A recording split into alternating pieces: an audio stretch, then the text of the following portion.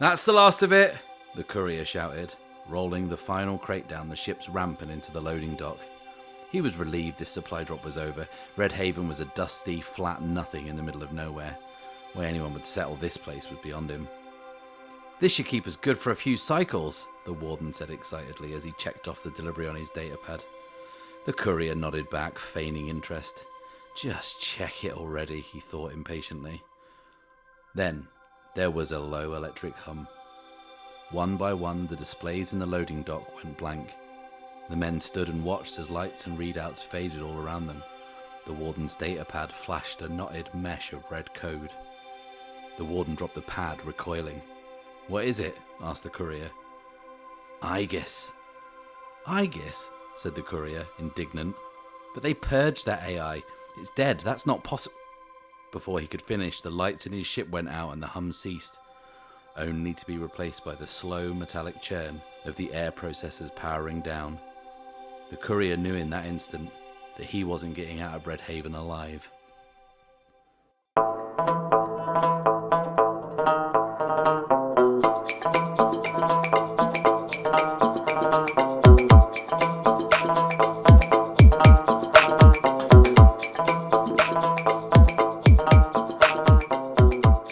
Hello, and welcome to The Bad Spot, an actual play podcast in which I, Matt Risby, and I alone will be playing the preview edition of Ironsworn Starforged. This is the second half of our Session 0, where we are putting together the world that I'll be playing in. In the first half, we established what was true about our world, and then we also made up the character I'll be playing. We made Archer Barlow, an explorer on the streets and a scavenger in the sheets, who is traversing the galaxy as captain of the Eclipse, which is a stolen research vessel, and he's attempting to discover the truth behind the disappearance of his mentor, the Professor. He's accompanied by his faithful, if unreliable, survey bot, Griff. And now that I'm saying all this, I actually realise that I forgot to name the Professor, didn't I? So, let's roll that up, shall we? Okay, 98 is... Okay. So the first name it gives is Zari. And the surname is Darwin. Can we have a professor called Darwin? Is that too on the nose? I think it might be. But the dice have chosen. Zari Darwin is the name of our professor. So, Zari Darwin, my professor, she's lost through an iron gate. Or is she? And that's who I'm searching for. Okay, so now we've brushed that under the carpet and pretended that happened last episode. We're going to finish up all the prep we're doing by doing a couple more exercises. Firstly, we're going to generate our starting sector, and that allows us to zoom in on the particular corner of this vast galaxy where we begin the story, and we'll also come up with a connection. Connections are kind of flexible non-player characters. There'll be a contact of mine, and they'll play a part in the wider story, whether that is as the catalyst to my personal story or the person I swear a quest to, or might be someone who just hangs out in the background, weaves in and out of the narrative as and when. But it's important that I have at least some anchoring to another person in this galaxy. After that, next episode, we actually start playing, which would be nice, wouldn't it? But first, we need to build our starting sector. So what is a sector? It is a known area of space that has been explored or settled. And to start with, we have to choose which region our sector is in. Now, remember when we talked about the Forge, which is the galaxy we're playing in? It has 4 distinct regions. We have the Terminus, the most populous. We have the Outlands, which is the frontier. Then we have the Expanse, which is less known. And then we have the Void, which is to be avoided. Okay, so it won't let you start in the Void because there's probably not a lot of dramatic or narrative possibilities in the vast emptiness of space. But I'm sure we'll get there at some point. I think it's most likely we'd start in the Outlands, which is the frontier region. I think that's somewhere that Archer could have laid low and avoided the Institute, the Griffin Institute, from which he is ostensibly on the run.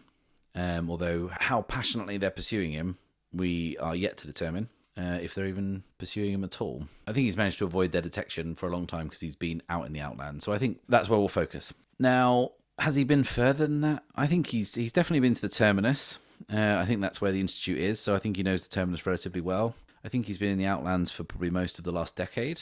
And I think he's probably been to the Expanse, maybe once, maybe twice. But and he's never been to the Void. So The Outlands, that's where we'll start. Now we'll determine the number of settlements we're going to make.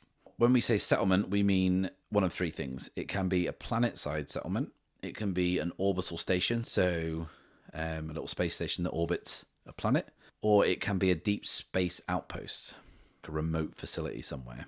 Now, the book recommends that for the Outlands, which is where we're starting, that we make 3 settlements, and that is exactly what we're going to do. We're going to use the oracles to roll up a series of details. Firstly, we're going to give them a name, a location, which is determining whether they're planet-side or orbital or deep space. Then we're going to determine its population, work out if there is any authority there, and what kind of shape that authority takes. And they're also going to roll up what the book calls a settlement project, which is essentially what is the main thing going on at the settlement, or perhaps what the settlement is known for. Then we have the option of adding some stellar objects, which mainly is for flavor, but also if you roll up something like a collapsing star in your sector, then that's going to give whatever activities you are partaking in that sector a little bit of urgency, because that part of space could fold in on itself rather quickly. So we might do that, we might not, we'll see. So let's get to it, shall we? So this is our sector map and settlements worksheet.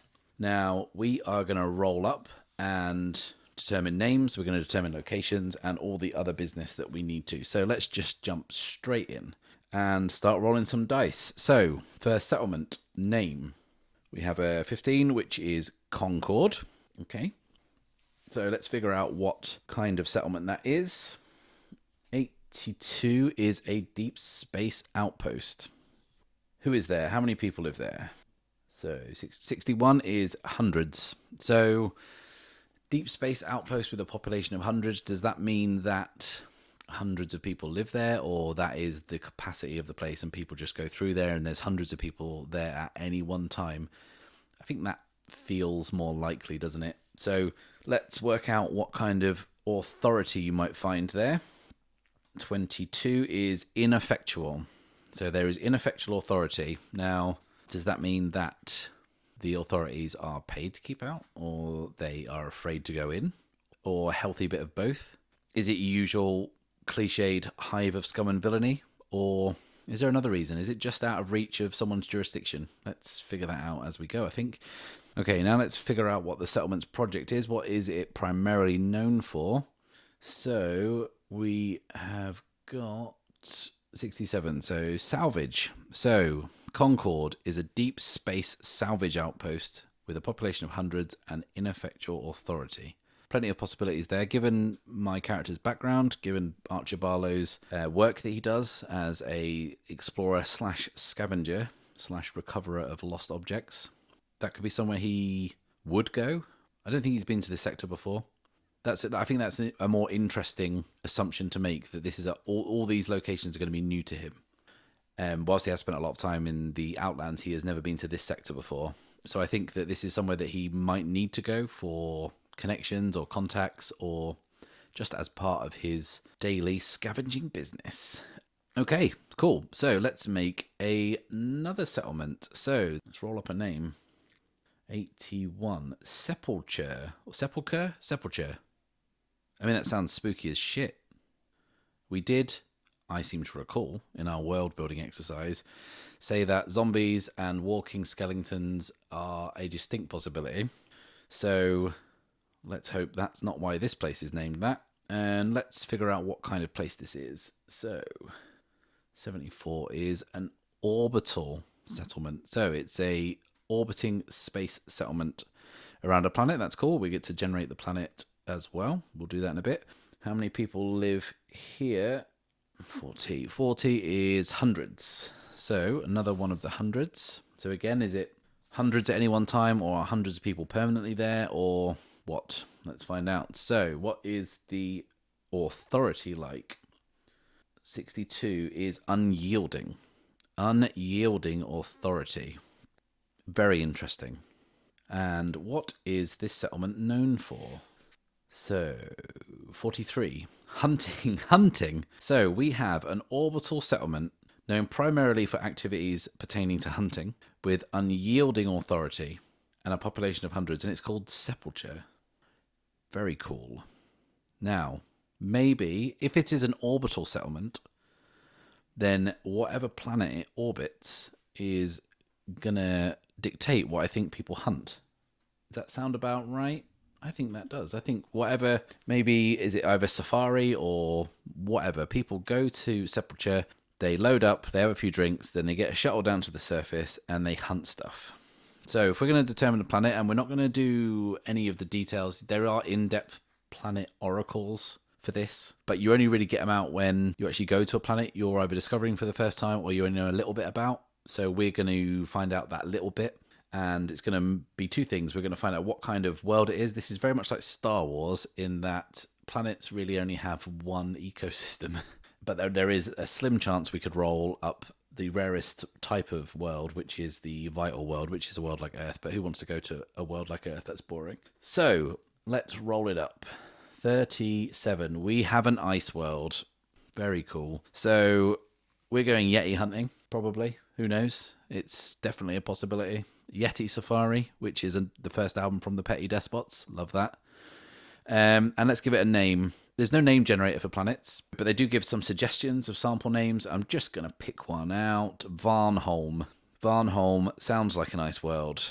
A perilous ice world with a hunting station in its orbit. Very, very cool. I cannot wait to go there and get into all sorts of trouble. So next, we are going to roll up our third settlement.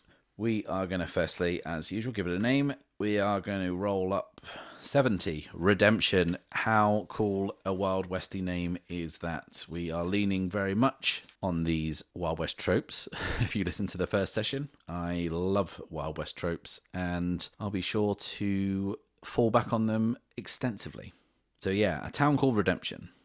And let's find out where it is. 7. 7 is planet side, so it is actually on a planet. And how big is it? 78 is thousands. There are thousands of people who live in Redemption. So a satellite town called Redemption, we'll call it. It's kind of like a space Milton Keynes. What's the authority like? 47 is fair. It is Milton Keynes. And what is it known for? 76. Amazing. 76 is spirituality. We have a town called Redemption that is known for spirituality. Okay, let's find out what kind of planet the town called Redemption is on. 68 is a jungle world. And I'm going to call it... Let's look for a name on this sample list. Damu. Damu, the jungle world, with a town called Redemption, which is spirituality. What did we decide about religion in the world-building exercise? We said there was no religion, but there were perhaps remnants of the religions that prophesized the old world's destruction. Very interesting. So, those are our settlements. Okay, so here is my sector map. We're going to mark them on, and it's not supposed to be literal in terms of the distances between them. But I think that they will serve a rough guide to how far apart these places are. So I'm going to put Concord, the deep space salvage outpost, slap bang in the middle, right there. I feel like that could be a waypoint between settlements, but I think that's a good place to put that. So let's mark that as Concord. Where are our two planets? So I think the ice world of Varnholm is here, with the settlement of Sepulture in the same place, but I'm going to put Redemption and its planet here. So the jungle world of Damu and the town called Redemption, which we said is known for spirituality. It could be a yoga retreat, a jungle yoga retreat in space. Who knows? We're going to find out. So that is our rough sector map.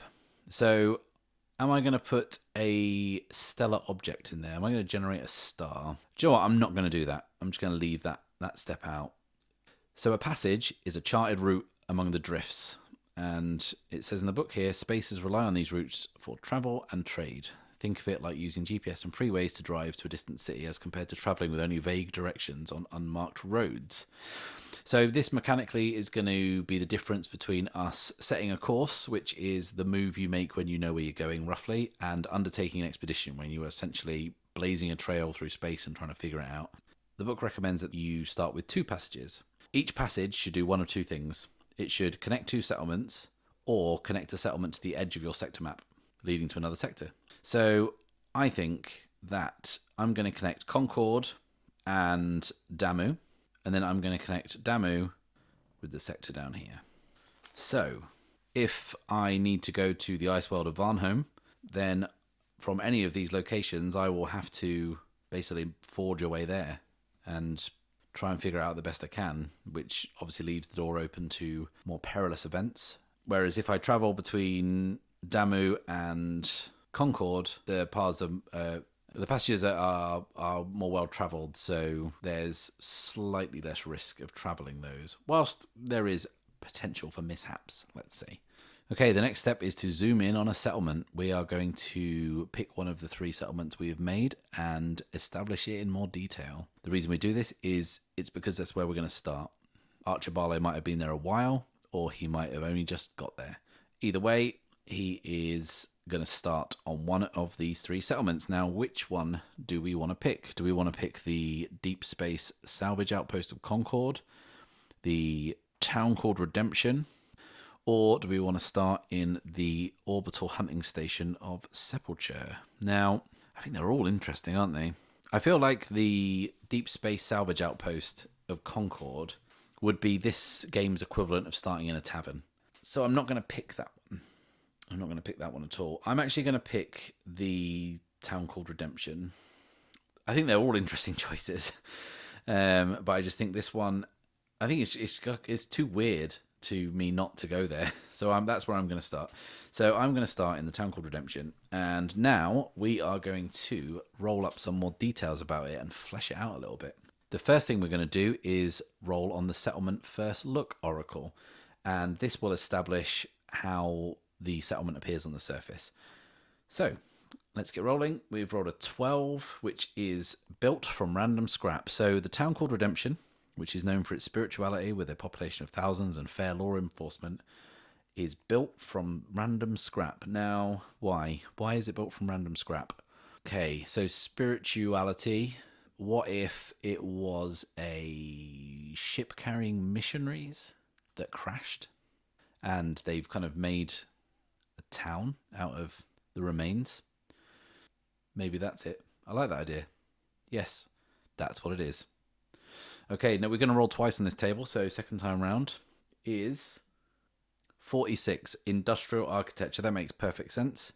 Maybe they've taken a big blocky industrial part of the ship, like the engine, or kind of a big bit of the fuselage, which is kind of pipey and really ugly looking ship, and they've maybe built their cathedral out of it. Maybe that's their principal place of worship, is housed in one specific part of the wreckage. So let's just say like the fuselage, a kind of interesting shape, like a shaft of fuselage, which kind of bursts out with piping. This kind of weird, kind of Sagrada Familia, but made out of wreckage. I like that. So that's what we're dealing with. And it's obviously very incongruous because this kind of jungle setting, you're going to see this beautiful ocean of green and then these spires of junk sticking out. I like that a lot. So, industrial architecture. Cool. Now we are going to figure out what the atmosphere is like. Again, by rolling randomly. I hope it's good, or why else would they live there? Okay, so 62 is breathable. That's good. So it's not perfect, but it's breathable. A relief for everyone involved who likes to breathe. Okay, next we're going to roll on the observed from space oracles and see what kind of geographical features can be seen from orbit, basically. Okay, 65 is towering mountains. Okay, so maybe there is an unbroken spine of kind of emerald green mountains cutting the planet in half, essentially. Yeah, let's do that. Let's have this running like the equator, but for mountains, just all the way around, or as much round as you can see. It seems to go on and on forever. Okay, let's roll another feature that is observed from space. 68, unbroken canopy. Yes. Okay, trees. A lot of trees everywhere. What about the idea that the trees are kind of like this deep jade green, and then when they hit the mountains on the other side, they're like a different color. They're kind of more of kind of yellowy, limey green on the other side, and maybe there's this kind of watershed effect that the mountains have on the ecology of this planet. I like that. I don't know what it means or why, but it's all flavour. Now, planet side features. So these are features that you observe when you get out and walk around, rather than ones you can observe from space. So we're going to roll on this 1 or 2 times. So we'll just see what's interesting, I guess. Okay, so 36, low-lying fog. So yeah, the whole place is shrouded in this kind of shawl of mist. Shifts very quickly, and when it seems to dissipate and you can see clearly, it's back just as quickly as it's gone. If anyone's ever been to San Francisco, it's like that. And should we roll again? Should we have another one? Yeah, let's do it. 91 is waterlogged caves. So yeah, maybe there's these kind of expanses of mangrove, and when they cut into the mountain, there we get these kind of flooded caves. Oh, that's going to be cool and claustrophobic. Let's get lost in those. So this is where we're starting. Okay, cool. So that is our starting planet. The town called Redemption on the jungle planet of Damu. With a population of thousands, fair law enforcement. It's known for its spirituality. It's built from random scrap. It has unbroken canopy and green mountains where we will find breathable air, low-lying fog, and waterlogged caves. Very cool. Very, very cool indeed. Considering that was a blank spot on a map, that is now a living, breathing place that I am super excited to get killed in. Okay, next step is create a local connection. So a connection represents an important relationship with a non-player character. So we will create connections with other non-player characters that we meet, and we can advance those. You can not just be a connection, you can forge a bond with them. And the point of these relationships is that when you offer to do things for people, if you, for instance, swear an iron vow to someone you have a connection with or a bond with, even better, you get bonuses to how effectual that is, and also worse consequences if it goes wrong. Your relationships can suffer, they can regress, and people can become downright bloody hostile, which is obviously not ideal. But maybe that should be the tagline to this game. Obviously not ideal, because whatever you roll, it is not ideal. But you just go with it. So we're going to pick a single connection in the starting sector. And it says in the book here, you almost certainly know other people here and elsewhere, but you aren't truly connected to those people and they aren't the focus of your story. You can formalize other relationships by making them a connection throughout the course of your adventures. So we're going to look at a move now. We're going to look at the make a connection move. Now, we're not going to make that move because we're not actually playing yet. We're just going to assume it's a strong hit. So we are going to create a connection and we're going to give them a rank and a role. So let's figure out what that person is going to be. Now, what kind of connection would I have? Now, I don't think I want someone from my old life. I think that's something I'd like to bring in as we go. And I'd like to keep that kind of a constant threat in the background. So what kind of connection would I have? Would I have someone who gives me jobs? Is that too boring? Probably. But what if this was a connection that gave me special types of jobs that they knew only I could do? So if we're establishing that whilst I operate in the scavenger, salvager, grub community, but I'm not someone who fits into that. Maybe the only reason I've been successful is because I have to quote Liam Neeson, a particular set of skills. And maybe it's my smarts that gets me there. So what if there's like an upscale connection who contacts me very occasionally? What if it's a fence? What if this person is a fence who day to day moves stolen goods? They move illicitly gained artifacts and salvaged material that perhaps has precursor connections or it's of particularly high value. And they only contact me when they want something important. Or wouldn't this be good? What if I've never met them?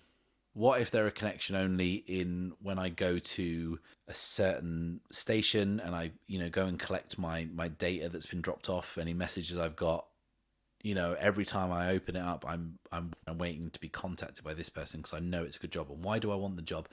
Maybe, God, could they be feeding me information about where the professor might be? Could they offer me the promise of finding out stuff about Iron Gates? Yes. Okay, right. Okay, so we'll start off with the role. The role is going to be a fence. And if I've never met them, do they have like a pseudonym? Yeah. The something? The conduit? The conduit. Let's call him the conduit. So, the conduit is a fence who contacts me when they want something important, and I will respond because I know that I'll be getting in return closer to the information that will help me achieve my goal.